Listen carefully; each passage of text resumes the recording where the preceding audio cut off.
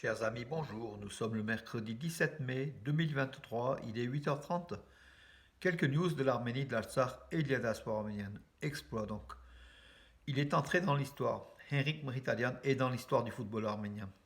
C'est le premier citoyen d'Arménie à accéder à une finale de la Champions League, la Ligue des Champions. Donc un exploit. Donc hier, l'Inter Milan, son club, a battu 1-0 l'AC Milan.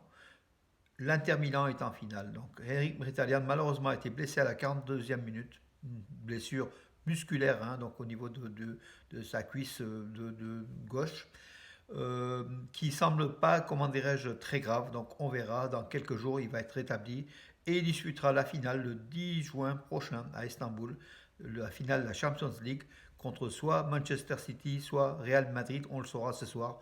Quel club ira aussi en finale affronter l'Inter de Milan. Donc, Henrik Mkhitaryan, l'homme de tous les records du football arménien, est le premier Arménien, justement, citoyen d'Arménie, à accéder à une finale de la Champions League. L'UEFA, donc il en avait déjà, donc les finales d'autres coupes, il avait déjà, Henrik Mkhitaryan.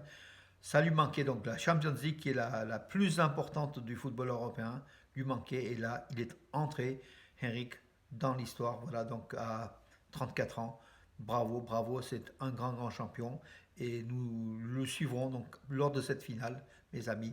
Il fait honneur au football arménien. C'est voilà, donc c'est l'Azerbaïdjan, la Géorgie ne peut pas se, comment dirais-je, se prévaloir non pas un joueur d'une classe aussi exceptionnelle qu'Eric Mkhitaryan. Et c'est le premier Arménien du Sud-Caucase justement à accéder en finale de la Champions League.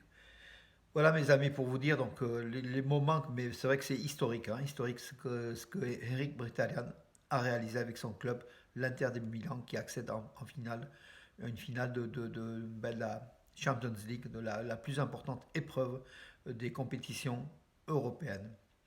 La popularité de Pachinian, qui est aujourd'hui en Islande, hein, donc il était hier, il est parti en Islande donc pour une rencontre européenne.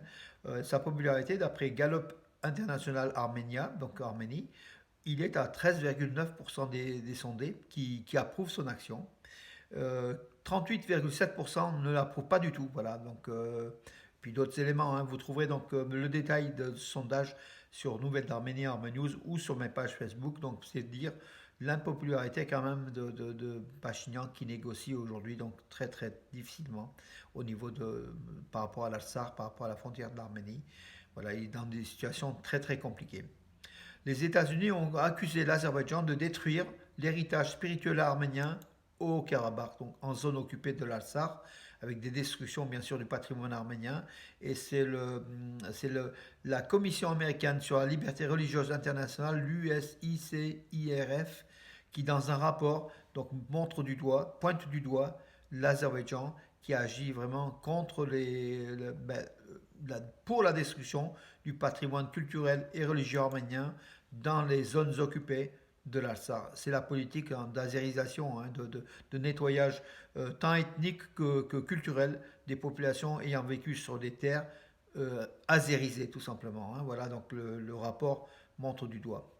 Un monument à Yerevan, donc au Artanak, dans le quartier Artanak d'Yerevan, victoire hein, d'Yerevan, dédié à la guerre de l'Artsakh, aux victimes de la guerre de l'Artsakh hier, donc a été inauguré avec un Khachkar, bon, beaucoup de symboles, une manifestation du peuple arménien résilient qui est toujours là, debout, à lutter encore une fois pour sa survie, pour sa sécurité, pour justement la défense de la patrie arménienne, des frontières de l'Arménie et de l'Artsakh.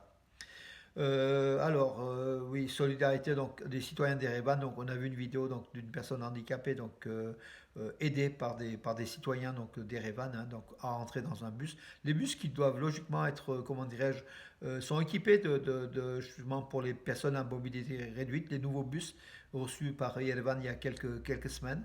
Mais bon, il y a des fois des trottoirs qui sont trop hauts, trop bas. Donc il y a toujours et les citoyens d'Arménie, d'Erevan, aident toujours les handicapés, les personnes à mobilité réduite, justement à faciliter leur trajet tout simplement. Alors oui, Eurovision, donc on y revient en 2023, donc avec la représentante de l'Arménie qui a été donc Brunette qui a été classée 14e devant la France hein, qui était 16e. Euh, elle était en fait en troisième position à l'Eurovision donc 2023, si on tient compte des appels, des votes du reste du monde. Voilà donc pour dire Israël, Finlande, Arménie. Voilà le trio de tête pour les votes du reste du monde. Mais c'est compliqué, hein. Donc il y avait une partie qui était pour les pays donc, qui participaient aux épreuves de l'Eurovision. D'autres pays pouvaient voter. Et puis le reste du monde aussi pouvait voter aussi. Voilà, donc l'Arménienne a été troisième par les votes des restes du monde. Alors, les armes achetées, donc ça c'est important, les armes achetées à la Russie ne sont pas arrivées en Arménie, affirme le vice-ministre arménien des Affaires étrangères.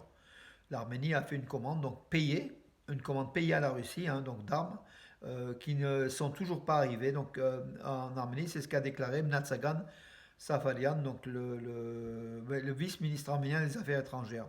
Et il a affirmé que la Russie, les travaux dans ce sens se poursuivent.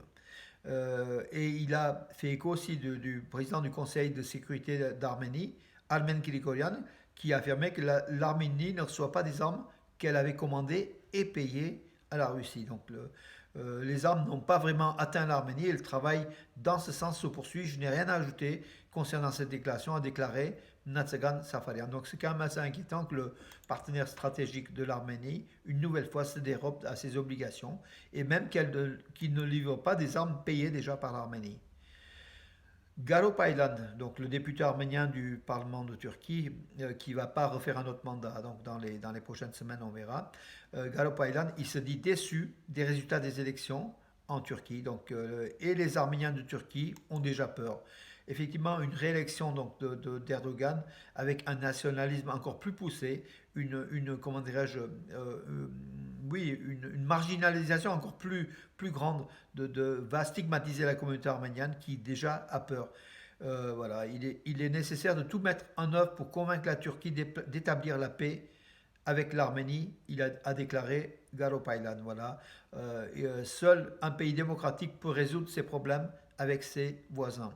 Les Arméniens de Turquie ont déjà peur. Jusqu'en 2015, on parlait de nos problèmes, alors qu'après, les Arméniens sont plus silencieux. Nous espérions que quelque chose changerait à la suite des élections, mais cela ne s'est pas produit. Malheureusement, les Arméniens seront plus silencieux pendant cette période, avec les prémices effectivement d'une réélection d'Erdogan qui irait encore plus loin, hein, dans ses positions tranchées, dans ses positions très très dures envers les Arméniens et puis envers tout le reste. Hein. Voilà, donc une déception de Galo Paylan suite au premier tour des élections en Turquie, et le 28 mai, sans doute, Erdogan va repasser à la tête donc, du pays. Et là, voilà, ça va être catastrophique pour le pays. C'est notre avis. Hein. Donc, en tout cas, pour les Arméniens, ça sera pas bien du tout parce que Erdogan va encore se rapprocher encore davantage d'Aliyev, d'Azerbaïdjan. Voilà, donc le pire est à venir s'il repasse et a priori il va repasser malheureusement. Voilà.